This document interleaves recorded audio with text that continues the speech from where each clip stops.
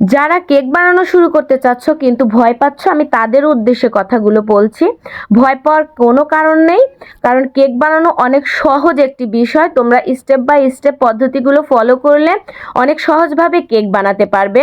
আর এই কেকটা বাচ্চাদের অনেক পছন্দ। আর কিছু না হোক, বাচ্চাদের জন্য হলেও অন্তত পক্ষে কেক বানানো শেখা আমাদের দরকার, কারণ আমরা মেয়েরা কোনো না কোনো এক সময় মা হবই। তাই আমি বোনদের দৃষ্টি আকর্ষণ করে বলতে চাচ্ছি যে তোমরা আর কিছু না হোক বাচ্চাদের খাওয়ানোর জন্য কেকটা ঘরে বসেই শিখে ফেলো।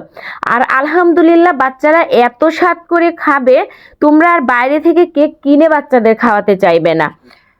প্রত্যেকটা কাজই কিন্তু ধৈর্যের বিষয়। ধৈর্য ছাড়া কোনো কাজই কমপ্লিট করতে পারবে না।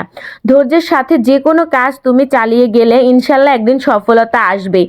প্রথম পর্যায়ে আমিও তোমাদের মতো অনেক ভয় পেতাম যে আমার দ্বারা কি এটা হবে, আমি কি এটা পারবো। কিন্তু দেখো, আমি ধৈর্য সহকারে কাজ করে গেছি, আমি পেরেছি, এমনকি এখন টুকিটাকি সেলও দিচ্ছি।